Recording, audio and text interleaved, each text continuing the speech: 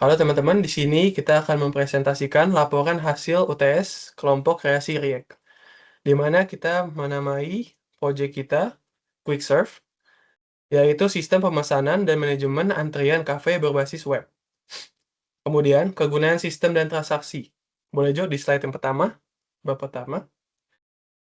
Kegunaan sistem dan transaksi. Jadi kegunaan sistem ini, Quick Serve merupakan aplikasi berbasis web yang dirancang untuk membantu operasional kafe dalam mengelola pemesanan dan antrian secara digital. Sistem ini bertujuan untuk mempermudah pelanggan dalam melakukan pemesanan, kemudian mengurangi antrian manual di kasir, kemudian ada membantu pengawal dalam mengelola pesanan, yang terakhir ada menyediakan laporan transaksi secara otomatis. Kemudian, jadi di sini sistemnya itu daftar transaksi, input, proses, sama output. Kemudian kita lanjut ke proses model, di mana model proses yang digunakan dalam pengembangan sistem ini adalah Agile, Scrum. Alasan pemilihan modelnya ada 4, yaitu yang pertama cocok untuk tim kecil, kemudian ada memungkinkan pengembangan bertahap atau iteratif, kemudian fleksibel terhadap perubahan kebutuhan, dan yang terakhir ada mempermudah pembagian tugas dalam sprint. Dengan model ini, pengembangan sistem dapat dilakukan secara bertahap, mulai dari fitur dasar hingga fitur tambahan. Kemudian, bab kedua boleh Jo dijelaskan? Oke, bab kedua ini membahas tentang function point. Yang pertama, kita mengidentifikasi dulu fungsi sistem. Yang pertama ada external inputnya. Di sini kita mengidentifikasi ada login, register, tambah pesanan, update pesanan, dan juga pembayaran. Dengan total jumlah eksternal inputnya itu 5. Lalu yang kedua ada external output. Di sini kita mengidentifikasi ada 3 jenis, ada bukti pembayaran, laporan transaksi, status pesanan. Dengan total jumlah IO adalah 3. Lalu ada external inquiry. Fungsi ini menampilkan data tanpa perubahan, seperti lihat menu, cek status antrian.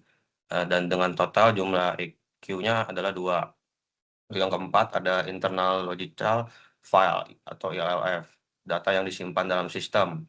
Nah, terutama ada data user, data menu, data pesanan, dan juga data transaksi. Lalu yang kelima ada external interface file, EIF.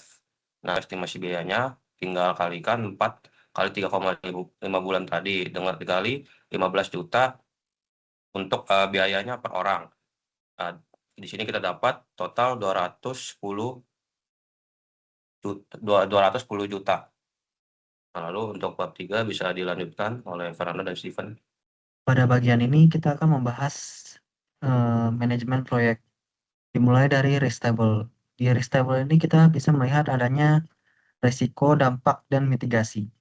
Nomor 1 itu risikonya anggota tidak aktif, keterlambatan, dampaknya keterlambatan, mitigasinya pembagian tugas dengan jelas.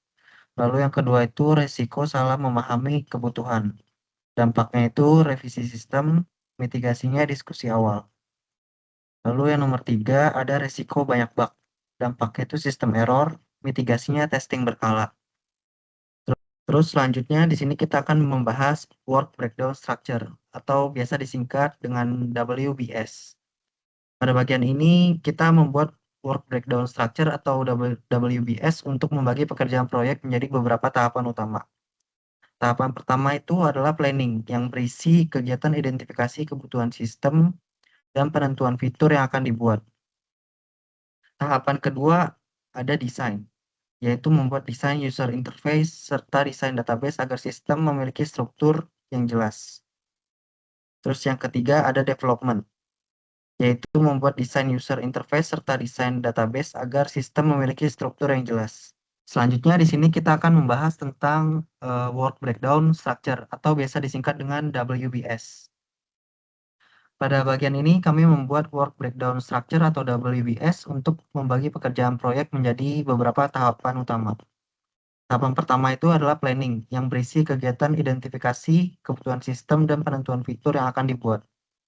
Tahapan kedua adalah desain, yaitu membuat desain user interface serta desain database agar sistem memiliki struktur yang jelas.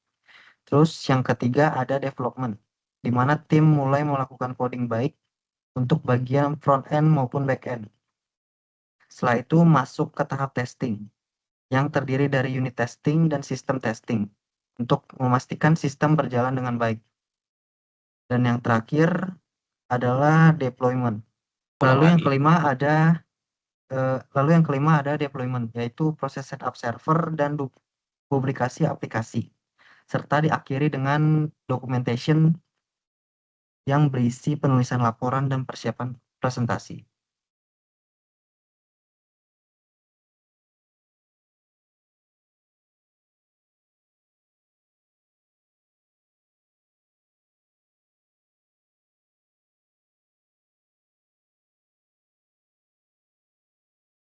Lu nggak lanjut, Van?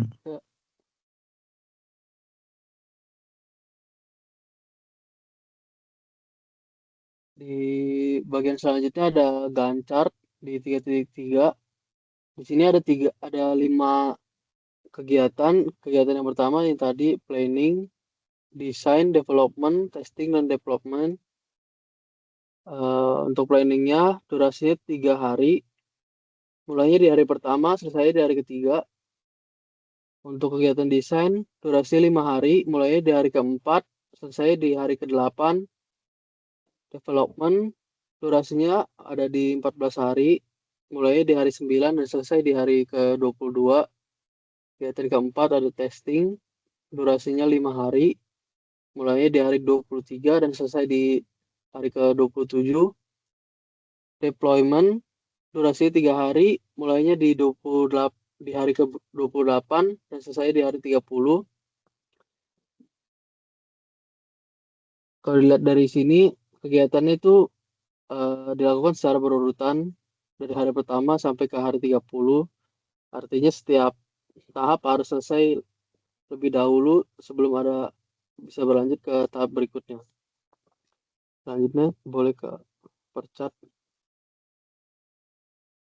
Di 3.4 di sini ada gambaran percat dan jalur kritisnya. Jadi urutan aktivitas jalur kritisnya itu sama kayak itunya.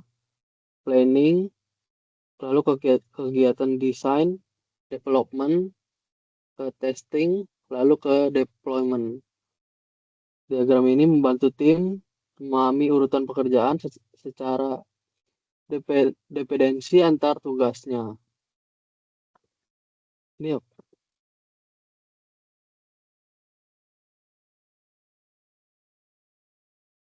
Jadi jalur kritisnya ini totalnya adalah 30 hari. Selanjutnya ada di Slack-nya, bagian Slack.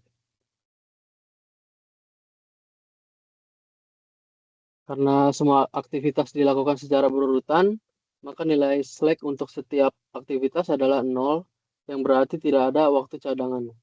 Jika salah satu aktivitas terlambat, maka seluruh proyek akan ikut terlambat.